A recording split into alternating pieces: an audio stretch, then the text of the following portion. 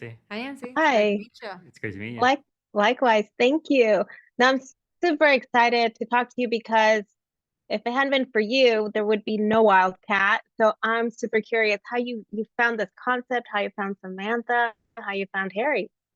Yeah, so I was a still photographer before making this film, and I did a lot of work for National Geographic magazine. And I was down in the Peruvian Amazon trying to put together a news story on anacondas, which are the largest snake on Earth.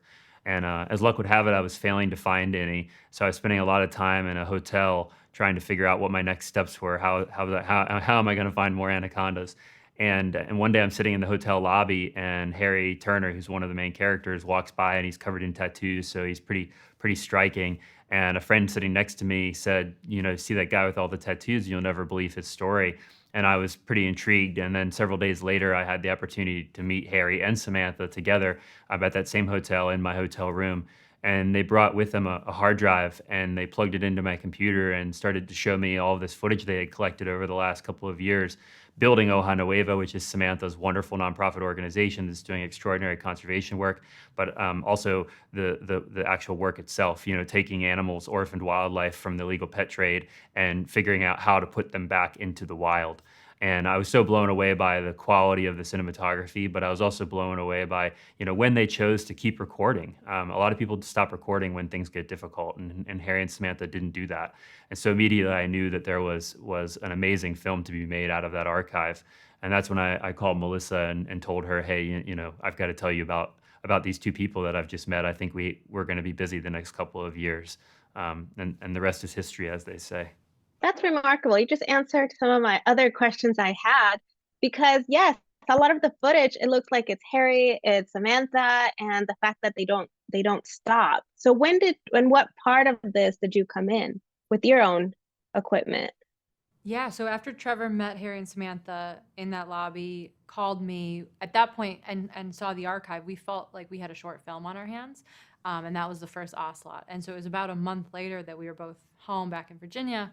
We got a call from Samantha on the satellite phone saying they had just rescued a second cat, Keanu. And so at that point, we knew we had this longer story. We could follow this reintroduction in real time. This was a second chance. This is a redemption.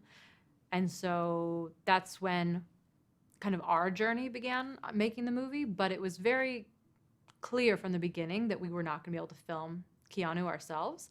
As part of their reintroduction protocol, they didn't want anyone else to have access to him.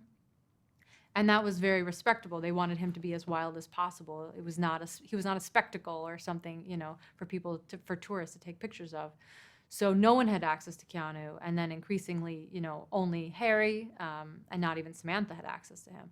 So we started filming, but also embracing, particularly Harry as one of the cinematographers in constructing this story, because that was a critical part was that reintroduction journey. I was telling Samantha, this is the one documentary I had never cried so much watching. And I actually paused it for a moment to get myself together. When you watch it yourself, do you get that emotional at any point? Not anymore. We've seen it so many times, and there's the editing process, and building out scenes and then stitching them all together. And Melissa did a lot of the editing, a bulk of the editing, more editing than anyone else actually.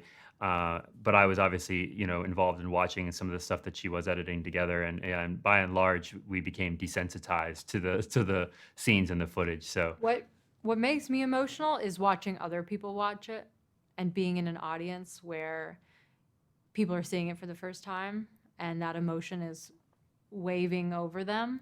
That for me, and we just did a screening in London and we're able to share it with Harry's family for the first time and his little brother who just saw it, or sharing it with Samantha's family, some of which they had never seen that childhood archive footage before, so being in rooms like that where, yes, when you're in front of the edit for, essentially 4 years, you start to not feel those emotions. You're thinking about it in a much more nuts and bolts critical way. But the emotion for me happens when you see other people's responses. You feel that. It sounds like you had your share then of emotional feeling way Of before course. us. Well, that's how you edit a movie, I think. When you watch the footage, it's when we were there filming, you know, what are the moments that we felt emotion and, you know, the hair stood up on our necks or that we felt impacted by. But then also when you're editing, you pick clips based on, you know, what's resonating with you. There was a time, you know, right after we sort of finished filming everything where I couldn't even look at any of the footage. Like I actually spent probably about 8 months where I didn't look at any of the footage. And when Melissa was editing stuff, I had a very difficult time even watching it because I was there towards the very end when a lot of stuff really started to unravel. And so I needed to remove myself to kind of focus on my own mental health at that point. So it was definitely, you know, a very emotional process for us making the actual film. Yes, it is. Well, thank you so much. Congratulations at Wildcat, and thank you for bringing such a touching story. Thank you for Thank watching. I'm glad you were moved by it. Thank you for having us. Very much so. Thank you so much.